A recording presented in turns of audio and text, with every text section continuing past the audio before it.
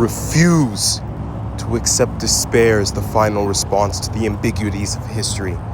I refuse to accept the idea that the isness of man's present nature makes him morally incapable of reaching up for the eternal oughtness that forever confronts him.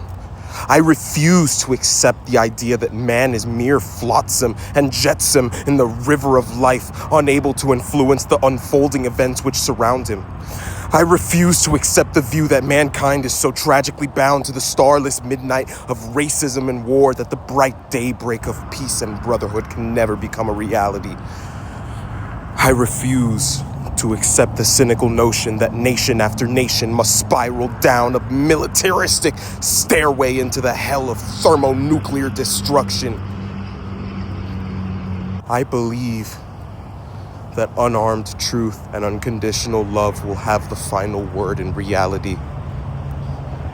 This is why right, temporarily defeated, is stronger than evil triumphant. I believe that even amid today's mortar bursts and whining bullets, there is still hope for a brighter tomorrow. I believe that wounded justice lying prostrate on the blood-flowing streets of our nations can be lifted from this dust of shame to reign supreme among the children of men. I have the audacity to believe that peoples everywhere can have 3 meals a day for their bodies, education and culture for their minds, and dignity, equality and freedom for their spirits. I believe that what self-centered men have torn down, men, other-centered, can build up. I still believe that one day mankind will bow before the altars of God and be crowned triumphant over war and bloodshed, and nonviolent redemptive good will proclaim the rule of the land. The lion and the lamb shall lie down together, and every man shall sit under his own vine and fig tree, and none shall be afraid.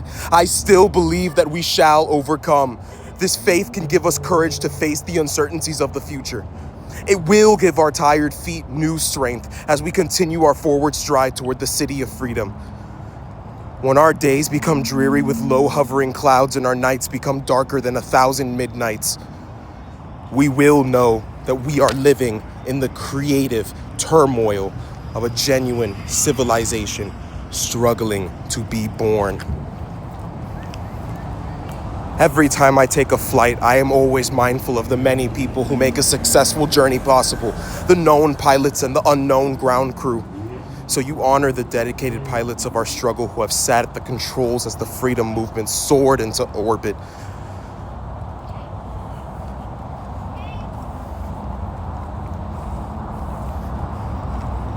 Men and women will know, and children will be taught, that we have a finer land, a better people, a more noble civilization, because these humble children of God were willing to suffer for righteousness' sake. Empty stomach, we smoke, can't feel it. If you don't listen to me, I set fire to the building. You need to listen to the children and the weapons they concealing. Hear the voices of a million.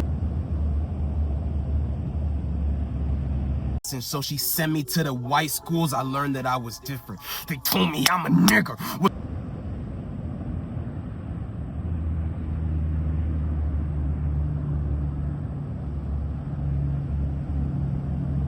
Now I know I am. I got my finger on the trigger.